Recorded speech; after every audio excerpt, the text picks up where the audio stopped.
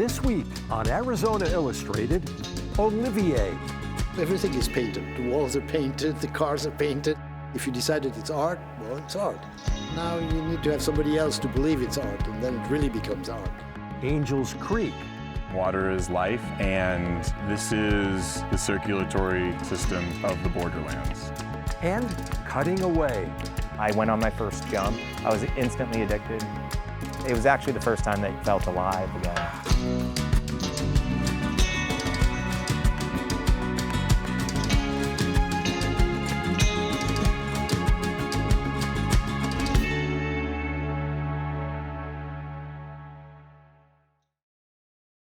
Welcome to Arizona Illustrated. I'm Tom McNamara, and we're here at the Tucson Museum of Art in downtown Tucson. And here until February 27th is an exhibition by Olivier Mosset. Now, his minimalist pieces fill the museum, including that work behind me there, the triangular painting called Picnic. It's an acrylic on canvas. I have to say, the Swiss-born artist tells us anyone can do this. So what makes it art? Why is it hanging on a museum wall? Those are questions that he's been asking audiences since the 60s, when his work was considered both a revolution and an outrage. The reality is I don't like to talk about my art somehow. But if people ask questions, sure, I'll try to answer. And sometimes it even gives you ideas. You even answer things you haven't even thought about.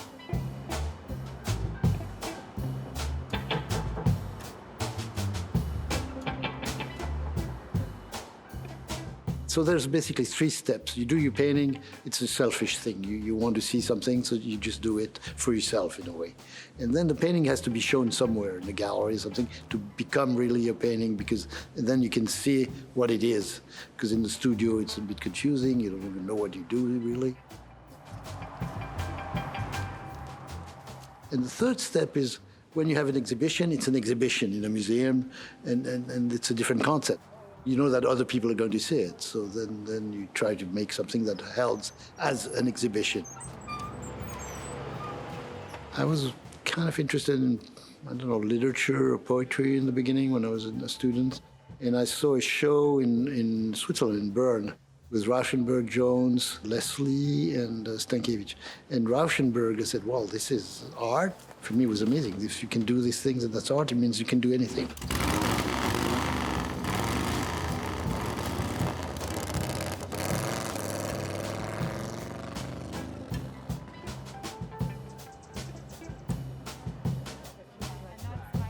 There are so many moving parts to this exhibition. One of the things that Olivier Mosset is known for is his large-scale murals. These professionals are here to do it according to his plans. We're not just painting, we're running chalk lines and doing elevations and stuff like that. Once we get it going, it's not gonna take very long. It's pretty simple. I hope they really like it. I really do. What's unique about this exhibition that I have ever witnessed is this is the first time when it installed this week that even he had seen the works installed and finished. They couldn't be shown or even photographed or realized until they came into this huge space.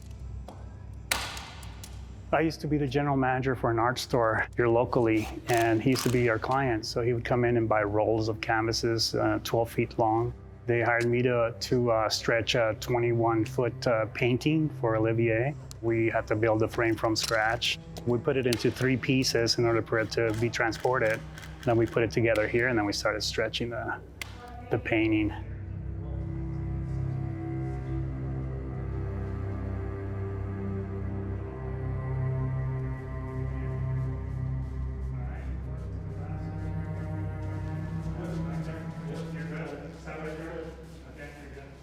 It is a little unusual to do a solid color. I mean, it's not just a solid color. It had texture, had some vibrancy on it. I really started to do monochrome painting when I was in New York.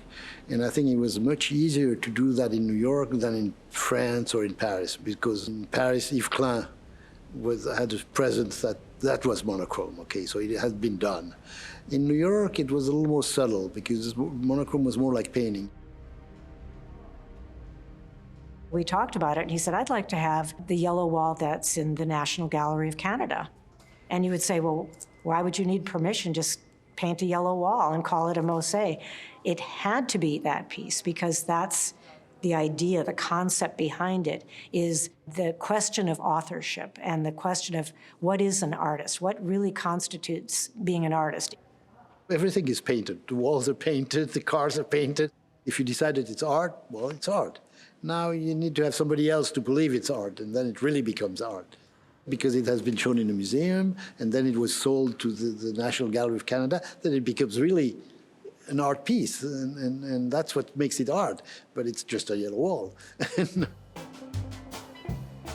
So he got what he wanted. This is an official piece owned by the National Gallery of Canada. Of course, it's not going to be rolled up or scraped off and sent back, but we have permission to use it for the duration of this exhibition.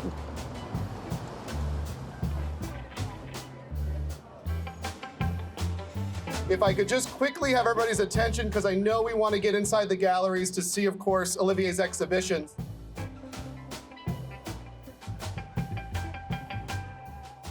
So tonight we celebrate, of course, the opening of Olivier Mousset. In this exhibition, viewers will experience an extensive presentation of Mousset's iconic monochrome canvases, minimalist site-specific works, and objects rooted in Dadaist impulses. I don't want to say anything, but I of course have to thank the people who made that possible, Jeremy, Julie, and all the people who installed the work. And I'm kind of excited to see what it is, and we'll talk about it later. Thank you. Thank you, Olivier. What you see is what you see. And it's difficult to define that. Language has limitation on this. There's a kind of visual way to communicate certain things, and that's what I'm interested in.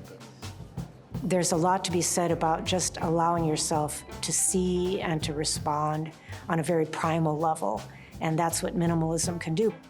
It's also a way to respect the viewer. He has to see what's presented, but I'm not going to tell him what it is or what kind of feeling he has to have. I respect him enough to know that he can dismiss the whole thing, but that's his position. I mean, I don't mind. I thought, I need to understand this. It's just too simple. It can't possibly, there's something I'm not getting. And the more I read, the more I thought, no, there is no magic bullet or deep reading. You can keep reading on if you'd like, but it's not necessary. And this show also is interesting because, as I said, we change a couple of shapes of these works, and now there's a white panel on a white wall that I kind of discovered, and I like that because I looked at it and I said, there's something interesting.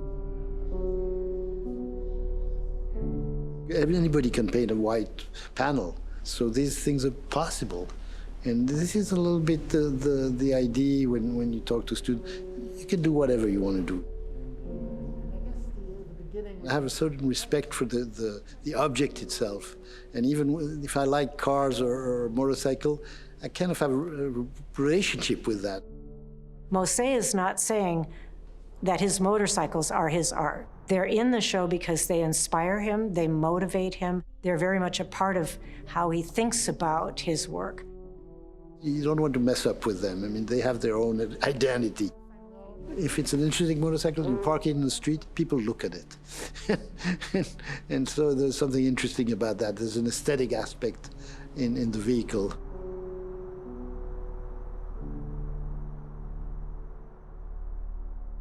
Well, I met somebody, Elizabeth, who was working in a gallery in Germany, and she was from Tucson. I mean, born in Tucson, raised in Tucson. I knew them, Elizabeth Cherry and Olivier, when they had just settled here, and Elizabeth had a gallery on Grant Street. I went to all the openings. It was the hip place to be.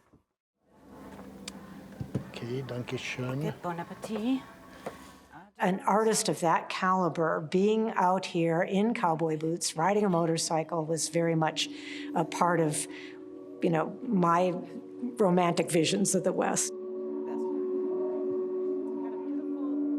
There's a point where I had the feeling I don't need to be in the center, and maybe this center don't exist anymore. You could be anywhere.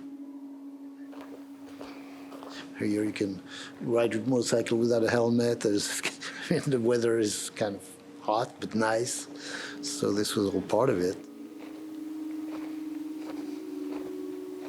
Maybe it's because of the painting I was doing that I moved to Tucson instead of the other way around. I don't know.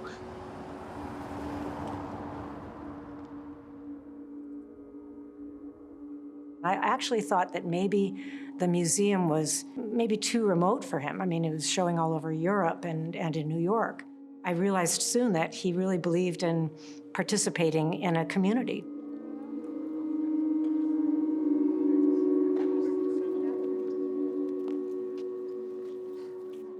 We're at the Tucson Museum of Art, and we're in the courtyard where they have set up a nice ice wall.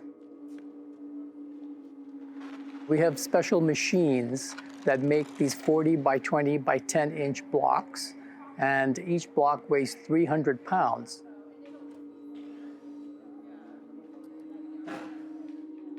I had done some ice sculpture before. The first one was done in Switzerland, up in the mountain, and we got a chunk from the glacier, which today I don't think we could do that anymore.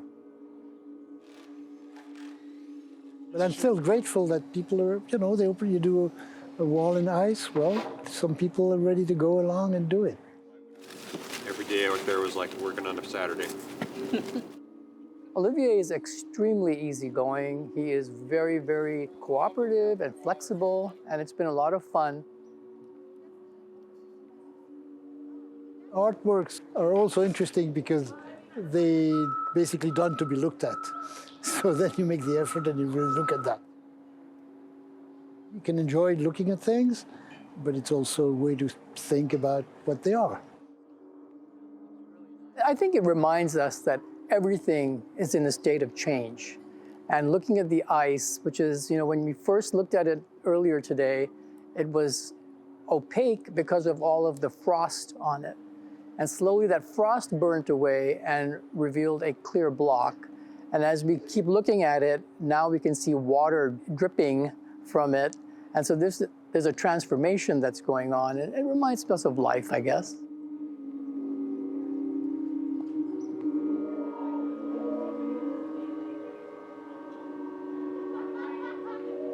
There's no right, there's no wrong. One of the prompts for this exhibit is to stand in front of one of Moset's work for 60 seconds and do nothing and just see what happens.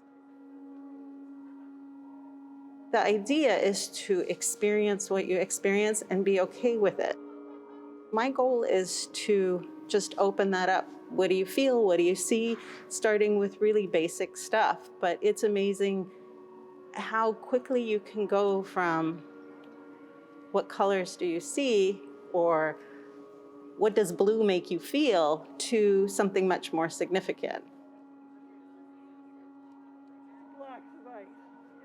Even though it's slowly melting away, it just makes you think to enjoy little things in life because nothing is permanent. I think art helps you to look at things which are not the thing themselves. And that's also what I said about my painting. It's a way to look at other things, and who knows, after seeing the ice piece here, you have the scotch, and you look at your glass and say, oh, that's what they are. Art is still something you have to look at.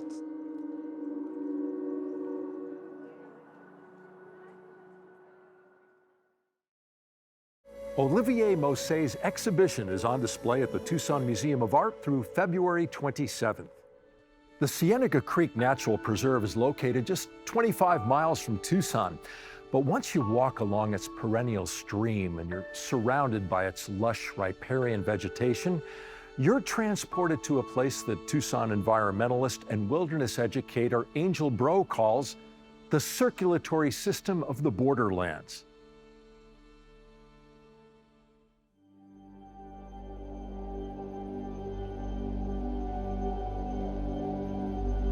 This is one of my favorite spots to visit in southern Arizona because it is relatively close to our urban core. It's a 30-minute drive from my home in downtown Tucson.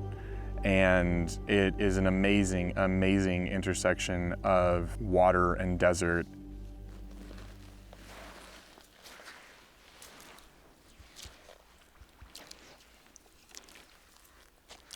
Water is life, and this is the circulatory system of the borderlands.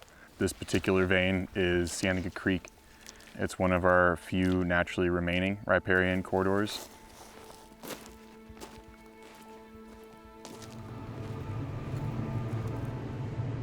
It's incredibly important because this acts as a highway for biota, but also historically ideas and materials. People, plants, animals have been moving through riparian corridors like this for thousands of years in this part of the world. And the fact that we still have this 30 minutes from Tucson is really an amazing thing.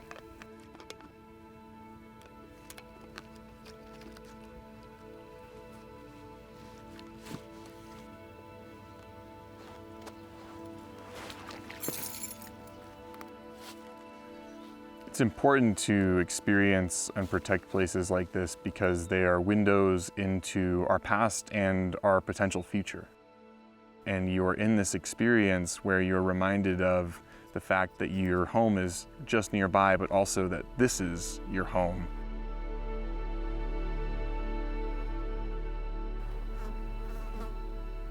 This is possible. You know, cottonwoods in the Sonoran Desert is not a miracle, it is natural.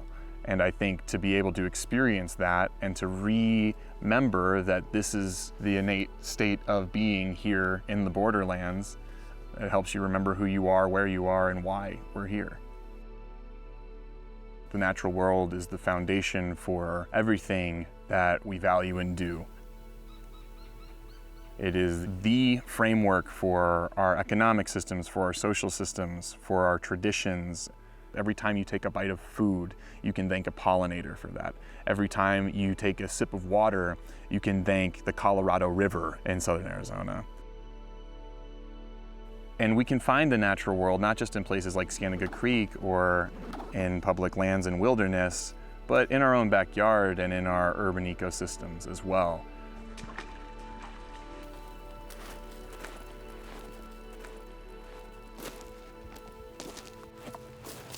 This is our lifeblood. This is literally flowing through you and through this land, and I think that visiting places like this is really, really important and crucial to understanding who you are.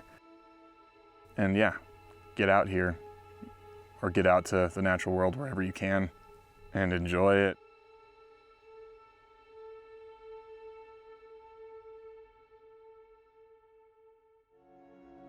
Our next story is about something that millions of people have experienced and perhaps billions more have feared: skydiving. What drives people to take on this extreme activity?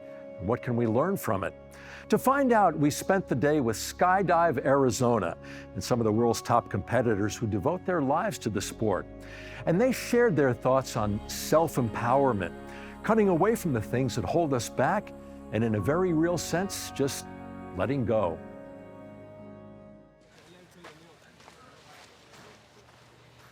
I went on my first jump. I was instantly addicted. It was actually the first time that I felt alive again. When I was 5 years old, started making my own parachutes out of blankets, sheets, and would jump off chimneys, trying to slow my descent off. I was supposed to be a pilot, and then I did my first AFF jump and changed the entire course of my life. The extreme sports and like skydiving, base jumping, speed flying, that's like kind of who I am. It's how I've defined myself. I did 60 jumps my first year and 1,100 my second year, so.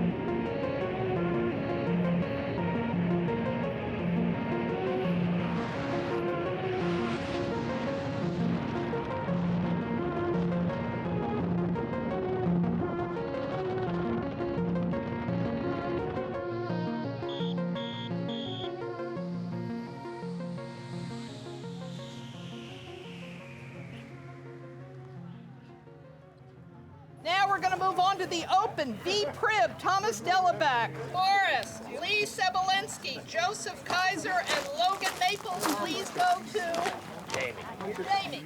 It's a weird sport. In 9 jumps, we might spend a total 2.5 minutes actually counting, flying to the ground. But we'll be here for days and training for months or a year for a minute and 15 seconds of performance time. So it's definitely, there's a lot of mental stuff going on. I purposely do like breathing techniques to help slow my heart rate so I can not be freaked out and to be at the right mental place at that exact moment for that 15-second performance. And when we're training and focusing on these types of events, the vertical speeds are 100 miles per hour, and that's 150 feet a second closing. And we're finishing the turn somewhere between 280 to 330, 400 feet.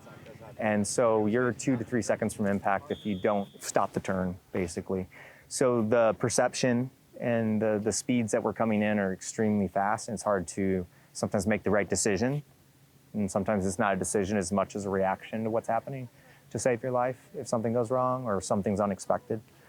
You know, that's why you see us all wearing GoPros and stuff, because it's really helpful to be able to see where you started, where you finished, how it turned out, and make corrections for the next jump.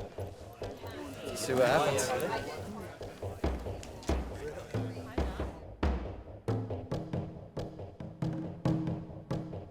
We basically have spent the past 12 years together, and we've seen every moment of each other's careers.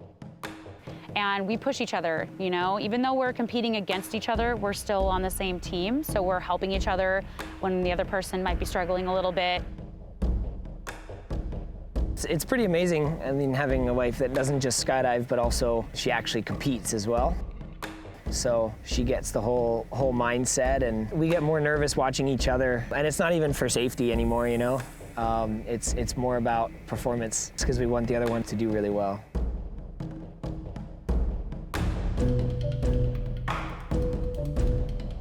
With competing, we have to be very present, especially with the conditions changing. We have to be very aware of what's happening around us. We're not just eyeballing stuff. When we start our maneuvers, we're starting at the same altitude every jump, and we have something, again, that tells us when to start.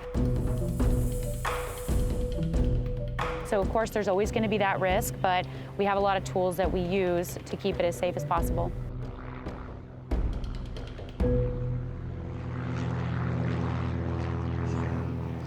In the meantime, however, can I please have Mark Pierce, Ben Drew, and Mike Mozell with all your gear? I'm a combat vet, and so drinking was the way to get rid of the chip on my shoulder.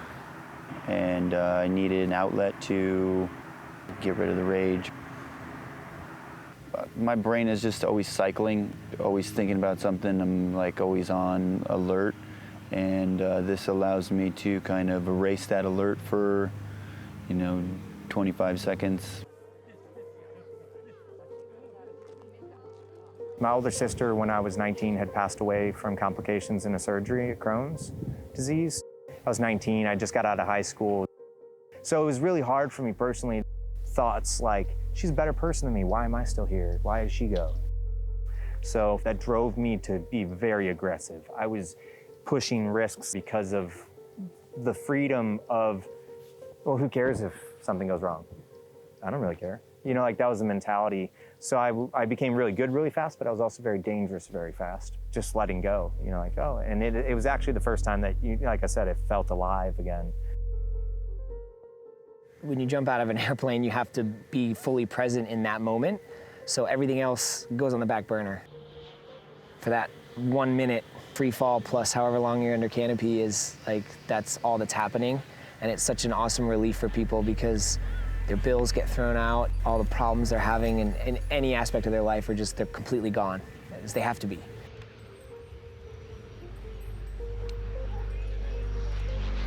I coach about 800 to 1,000 students a year, all over the world in different countries, and I focus a lot on the mental health part of it.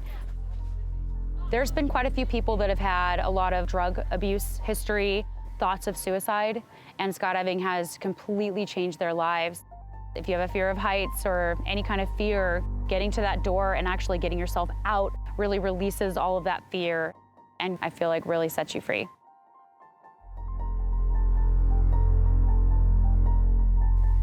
My mom understands.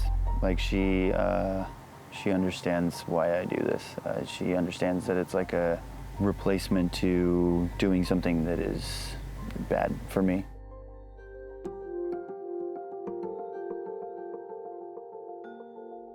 I think that every combat vet should make at least one skydive. Is it going to cure PTSD? No, but it gives you like an outlet. It allows you to be in control of your mindset, even just momentarily. And so it's like, if I can't do it, then I go stir crazy. I literally don't know what to do with myself if I'm not like, my toes aren't on the line. It keeps me going, for sure. You know, it's been difficult, especially relationships with family, only because you don't want to let those people down. And I've had a lot of friends in the sport as well, get into major accidents or met their demise doing what I do for a living, you know, and I have students who've wrecked and have hard times. And so it's a huge mental game in terms of controlling your own emotion and doing things for yourself, but also trying to think about your family and about what you have for a future with the people who care about you. It makes it much more difficult, but you find yourself in the sport. You learn things more about who you are and what you're capable of achieving, and like the winning competitions, and just that's helped me become much more successful in everything I've done in life. It's a skydiver thing, but they would say cutting away from some of the junk in life that's pulling you back and keeping you from succeeding. That might be yourself if you're hard on yourself based off of what you're doing in your mental preparation for anything. To go from, you know, being super depressed to finding happiness again. It could be skydiving, it could be whitewater rafting, whatever it is. Just do something that's outside your comfort zone. It'll make you a better person, for sure. We did it!